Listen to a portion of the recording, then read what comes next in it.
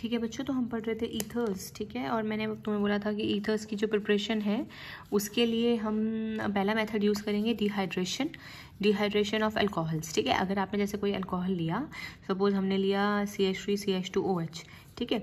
अगर आप इसको 413 केल्विन पर हीट कर देते हो H2SO4 डालकर, तो ये ईथर में कन्वर्ट हो जाता है। क्या नाम होगा इस ईथर का? इथॉक्सी इथेन होगा। इसका मैकेनिज्म देखो, ये वैसे तो हमने उस क्लास के टाइम भी पढ़ लिया था।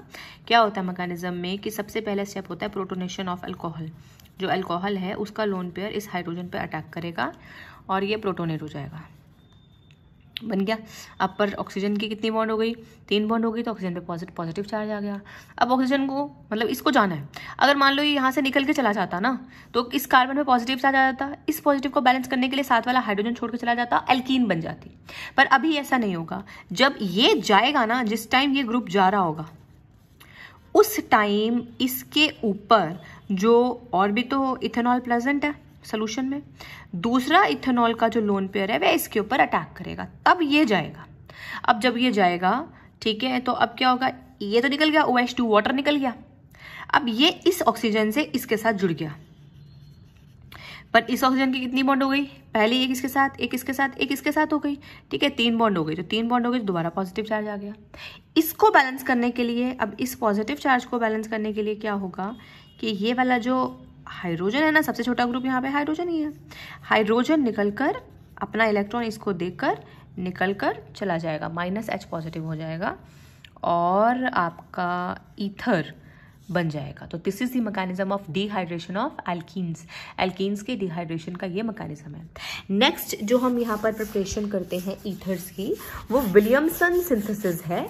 एक नेम रिएक्शन है, एक अच्छा रिएक्शन है प्रिपेयर करने के लिए ईथर्स को, ठीक है। विलियमसन सिंथेसिस कहते हैं इसको।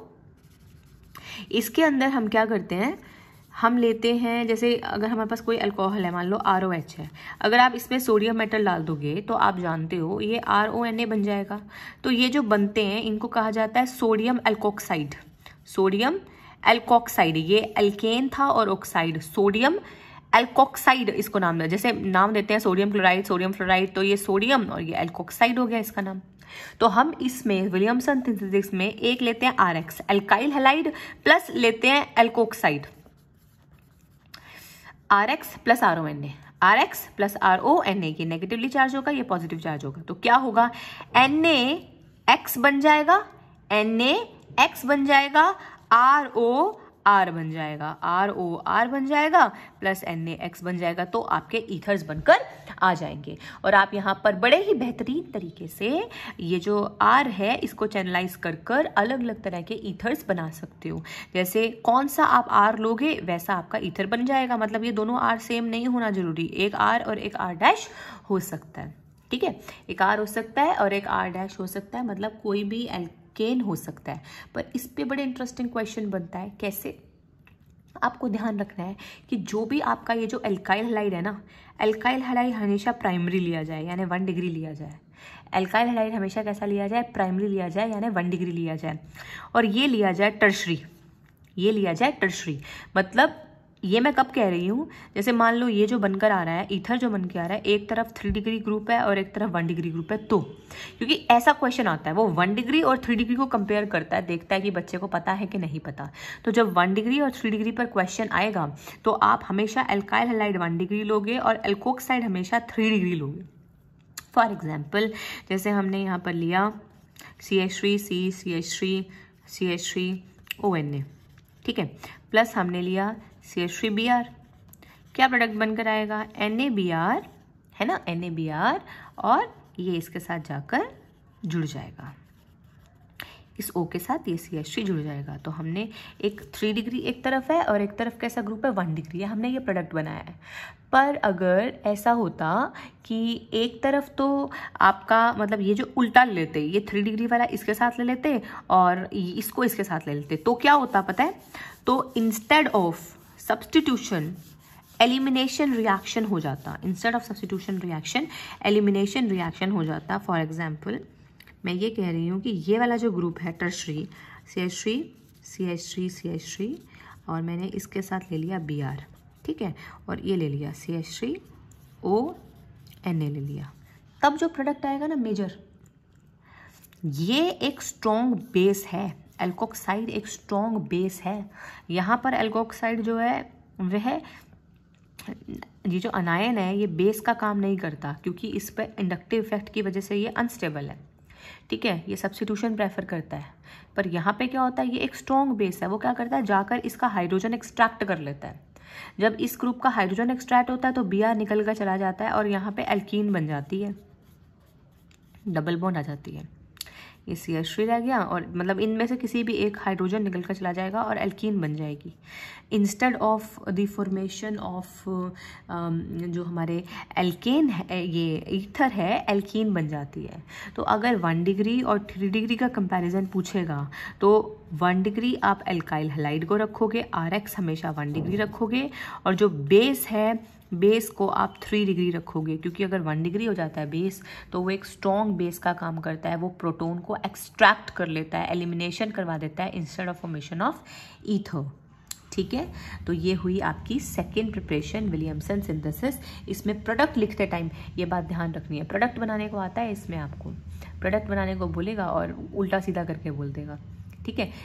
इसी तरह से एक NCERT में आप देखेंगे इन टेक्स्ट प्रॉब्लम भी दे रखी है 11.6, और आपको उसमें लिखा हुआ है the following is not an, ये देखिए, the following is not an appropriate reaction for the preparation of tertiary butyl ether. तो इसमें आप देख सकते हो उसने क्या किया है, ये 1 डिग्री ले लिया उसने, जो एल्कोक्साइड है उसको 1 डिग्री ले लिया, तो ये एक बेस का काम करेगा, ये इससे प्रोटॉन एक्सट्रैक्ट कर देगा और एल्कीन बना लेगा, ठीक है। अगर आपको ईथर चाहिए, ये प्रोडक्ट चाहिए, तो ये जो है ना हेलोजन को आपको इस C2H5 के साथ लेना पड़ेगा, 1 डिग्री के साथ हेलोजन लेना पड़ेगा, और ONA को इस 3 डिग्री के साथ लेना पड़ेगा, तब जाकर आपका ईथर बनेगा। तो नीचे देखो उसने चेंज कर दिया, ON को उठाकर इसके साथ कर दिया और Cl को उठाकर इसके साथ कर दिया, उल्टा कर दिया, ठीक है। इसी मेथड से हम फिनॉल्स भी बना सकते हैं, ये देखिए, इसी मेथड से the same method can be employed for the formation of phenols.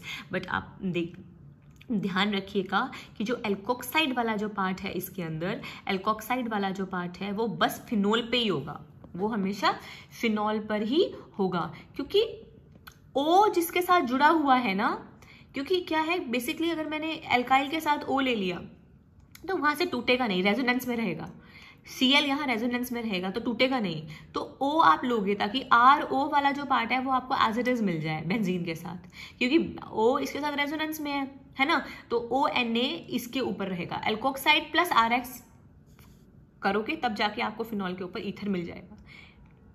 Basically अगर फिनॉल वाला ईथर आपको बनाना है तो जो O है वो बेंजीन सिस्टम के ऊपर लोगे। मैं ये कहना चाहती हूँ, अगर मैंने यहाँ पर O बेंजीन सिस्टम के ऊपर ना लेकर इनफैक्ट मैंने यहाँ पे क्लोरो ग्रुप ले लिया होता बेंजीन सिस्टम पर, और ऐसा ले लिया होता कुछ C2H5ONA ले लिया होता, तो NaCl बनता, NaCl नहीं बनता, क्योंकि ये Cl इसके साथ रेजोनेंस में है। ये कैसे डबल बॉन्ड तोड़कर NaCl बना पाता, कैसे ये C2H5O इस ग्रुप के ऊपर जा पाता, नहीं जा पाता। तो कहने का मतलब ये है कि OH हो, मतलब O के ऊपर OH से फिर ONA बना लो, मतलब जो एल्कोक्साइड ग्रुप है, जो ऑक्साइड है, ऑक्साइड बेंजीन रिंग के साथ ही अटैच्ड हो, कि अगर वो रेजोनेंस में भी हो तब भी सब्स्टिट्यूशन रिएक्शन होकर NaX आपको मिल जाए और ईथर बनकर आ जाए। तो ये है विलियमसन रिएक्शन, जहाँ पर आप ईथर्स बना सकते हो। बस ये 2 ही प्रिपरेशन है इसकी, पहली प्रिपरेशन है डिहाइड्रेशन ऑफ अल्कोहल से, और दूसरी प्रिपरेशन है आपकी यहाँ पर विलियमसन सिंथेसिस। नेक्स्ट है इसकी फिजिकल प्रॉपर्टीज। तो फिजिकल प्रॉपर्टीज बहुत छोटी सी आपको बुक में दे रखी है। जो फिनॉल्स होते हैं, जो ईथर्स होते हैं, ईथर्स पोलर होते हैं। आप जानते हो ईथर्स के अंदर कौन सी बॉन्ड प्रेजेंट है, ईथर्स के अंदर कार्बन और ऑक्सीजन के बीच में, मतलब दोनों तरफ कार्बन चेन है। एल्काइल ग्रुप है तो ऑक्सीजन स्लाइटली नेगेटिव होगा, कार्बन चेन स्लाइटली पॉजिटिव होंगी, ठीक है। बट फिर भी इसके अंदर नेट डाइपोल मूवमेंट रहेगा, कैंसिल आउट नहीं होगा। कैंसिल आउट क्यों नहीं होगा? क्योंकि जो ये ईथर होता है, ईथर की जो ज्योमेट्री होती है वो बेंट होती है। ईथर की ज्योमेट्री कैसी होती है? बेंट ज्योमेट्री होती है। बेंट ज्योमेट्री होने की वजह से यहाँ पे small amount of dipole movement present होता है। फॉर एग्जांपल जैसे मैंने ये बनाया ROR, तो ये ROR ऐसा थोड़ी होगा, ये वाटर की तरह होगा। जैसे वाटर नहीं होता, दो लोन पेयर, ये ऑक्सीजन की तरह ऑक्सीजन के ऊपर दो लोन पेयर प्रेजेंट होंगे। तो मान लो ये आर इसको इलेक्ट्रॉन डोनेट कर रहा है और ये इसको, तो नेट मूवमेंट अपवर्ड होगी। तो इसके पास डाइपोल प्रेजेंट है, अगर इसके पास डाइपोल मूवमेंट प्रेजेंट है तो ये पोलर है, ठीक है। अगर ये पोलर है तो इसके पास जो बॉन्डिंग है वो डाइपोल डाइपोल बॉन्डिंग है, ठीक है। तो डाइपोल डाइपोल बॉन्डिंग होने की वजह से इसके जो मेल्टिंग बॉइलिंग पॉइंट होते हैं वो कम से कम एल्केन से तो ज़्यादा ही होते हैं, एल्केन से हाई होते हैं, क्योंकि एल्केन्स में only van der Waals forces थी। ईथर्स के जो मेल्टिंग बॉइलिंग पॉइंट होंगे वो कंपेरेबल मास वाले एल्केन से हायर होते हैं, because they have some amount of net dipole movement present, ठीक है। पर अल्कोहल से बहुत कम होते हैं, क्योंकि अल्कोहल्स में हाइड्रोजन बॉन्डिंग है, ठीक है। तो एल्केन्स से इनके लगभग सेम या मोस्टली ज़्यादा रहते हैं एल्केन से ईथर्स में, ठीक है, और अल्कोहल से कम रहते हैं। पेपर में अगर एल्केन और ईथर कंपेयर करने आए तो ईथर को ज़्यादा कर देना, ठीक है। एल्केन से ईथर के ज़्यादा होते हैं और ईथर से अल्कोहल के ज़्यादा होते हैं। अल्कोहल में हाइड्रोजन बॉन्डिंग है, ईथर में डाइपोल डाइपोल फोर्सेज हैं, ठीक है, और एल्केन्स में तो लंडन डिस्पर्जन फोर्सेज थी। रही बात दूसरी फिजिकल प्रॉपर्टी की, वो है वाटर में सेलुबिलिटी। तो yes, they are soluble in water in all proportions, because इनके पास भी एबिलिटी है वाटर के साथ हाइड्रोजन बॉन्ड करने की। ऑक्सीजन प्रेजेंट है ना, अगर आपने इसको वाटर में डाल दिया, H2O में डाल दिया, तो जो H है ये इसके ऑक्सीजन के साथ हाइड्रोजन बॉन्ड कर पाता है। तो because of the ability to form hydrogen bond with water they are soluble in water. But वही बात है, जैसे जैसे कार्बन चेन इंक्रीज होगी वैसे वैसे जो है नॉन पोलर पार्ट इंक्रीज होता जाएगा और वाटर में सेल्यूबिलिटी इनकी डिक्रीज होती जाएगी, ठीक है। तो ये बात हुई इनकी फिजिकल प्रॉपर्टीज़ की। नेक्स्ट है ईथर्स की केमिकल प्रॉपर्टीज़, ठीक है। केमिकल प्रॉपर्टीज़ हम ईथर की करते हैं। तो ईथर की केमिकल प्रॉपर्टीज़ में रिएक्शंस हैं। पहला रिएक्शन जो है इनका वो वही है जो इनकी प्रिपरेशन अभी हमने देखी थी। हमने देखा था RX में RONA डाल रहे हैं, विलियमसन सिंथेसिस करवा रहे हैं, तो ROR आ रहा है प्लस NaX आ रहा है। इसी का उल्टा रिएक्शन आप मान लो, आप ये मान लो कि आप यहाँ से ये बना रहे हो, ये ठीक है, पीछे आ रहे हो। तो इसके अंदर हम क्या करते हैं, हम ये कहते हैं कि अगर हम ROR के अंदर ईथर का रिएक्शन है ना, HX डालते हैं तो कार्बन और ऑक्सीजन बॉन्ड क्लीव होती है, ठीक है। ईथर वैसे तो देखो ईथर्स की जो रिएक्टिविटी है वो बहुत ही कम है, ओनली ड्रास्टिक कंडीशंस में ईथर रिएक्शन शो करते हैं, because here you involve the breakage of carbon and oxygen bond. They are least of the reactive functional group, कम रिएक्टिव फंक्शनल ग्रुप्स होते हैं ये। और जैसे हम यहाँ पर बहुत सारा अमाउंट ऑफ HX डाल देते हैं, हाइड्रोजन हैलाइड्स डाल देते हैं, तो ये थोड़ा बहुत रिएक्शन शो करते भी हैं। तो प्रोडक्ट में क्या होगा, ये बॉन्ड क्लीव होगी, दोनों में से कोई एक बॉन्ड जाएगी, एक तरफ जाएगा। मान लो ये यहाँ से बॉन्ड क्लीव हुई तो ROH आ गया प्लस RX आ गया। अब ठीक है, एक को R मिलेगा, एक को ये वाला R मिलेगा, एक को ये वाला R, यानी एक को H मिलेगा या एक को X मिलेगा, ठीक है। क्वेश्चन ये उठता है कि अगर ये दोनों R ग्रुप अलग अलग हैं तो किस पर हाइड्रोजन जाएगा और किस पर हेलोजन जाएगा। अब ये वाला क्वेश्चन भी बहुत पेपर में पूछा गया है, मतलब कंप्लीट द फॉलोइंग में। ईथर के ये जो दोनों क्वेश्चन है, विलियमसन सिंथेसिस और ये वाला पर्टिकुलर इसका रिएक्शन, इसके प्रोडक्ट लिखने को बड़े आते हैं, ठीक है।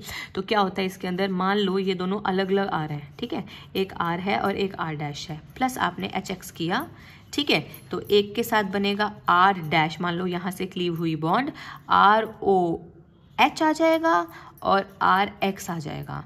अब कहाँ जाएगा OH, मतलब OH किसके साथ आएगा और हेलोजन किसके साथ आएगा।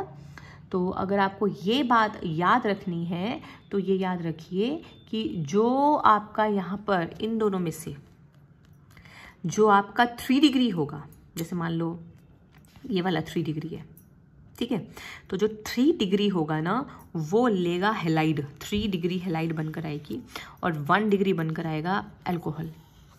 3 डिग्री बनकर आएगी हेलाइड और 1 डिग्री बनकर आएगा अल्कोहल। 3 डिग्री हेलाइड और 1 डिग्री अल्कोहल। कंपैरिजन का क्वेश्चन फिर 1 और 3 डिग्री में ही आता है, यहाँ पर सिर्फ 3 डिग्री और 1 डिग्री में ही जो कंपैरिजन का क्वेश्चन है वो बनकर आता है। और 3 डिग्री हेलाइड क्यों बनती है बेटा, क्योंकि जैसे मान लो मेरे पास ये प्रोडक्ट है, सपोज ये है CH3C CH3 CH3O CH3 plus HI, ये है, ठीक है। प्रोडक्ट बनाने को बोला उसने, तो आप क्या करोगे, देखो अब मैं यहाँ से अगर बॉन्ड तोड़ती हूँ ये तोड़ती हूँ तो मेरा 1 डिग्री कार्बोकैटायन है। 1 डिग्री कार्बोकैटायन स्टेबल नहीं है, कहाँ से टूटना चाहेगा, यहाँ से टूटेगा, तभी तो 3 डिग्री कार्बोकैटायन बनेगा। 3 डिग्री कार्बोकैटायन स्टेबल है।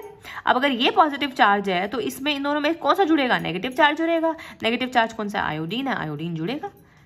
ठीक है, आयोडीन यहाँ पर जुड़ेगा। तो 3 डिग्री में बनकर आती है हैलाइड और 1 डिग्री में बनकर आता है अल्कोहल। 3 डिग्री में हैलाइड बनकर आती है और 1 डिग्री में बनकर आता है अल्कोहल।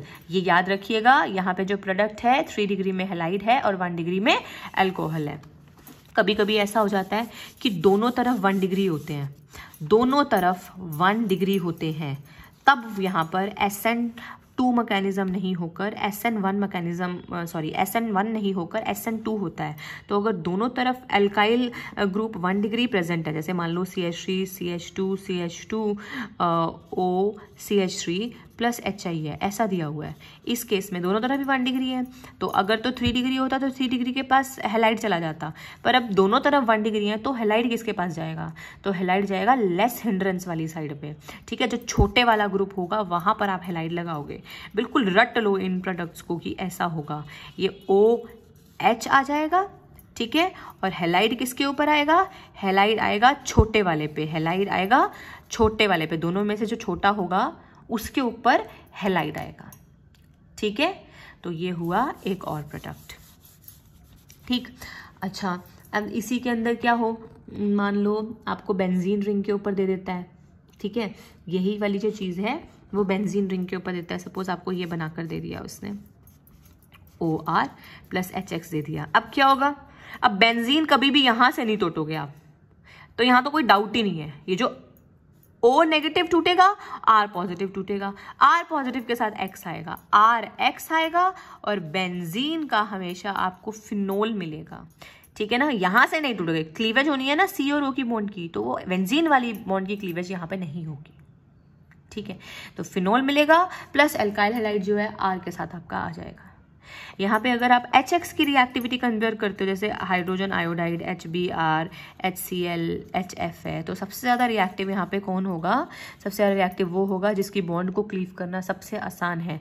तो हाइड्रोजन आयोडाइड की बॉन्ड लेंथ सबसे ज़्यादा होती है, इसको ब्रेक करना आसान होता है, तो रिएक्टिविटी इसकी ये रहती है।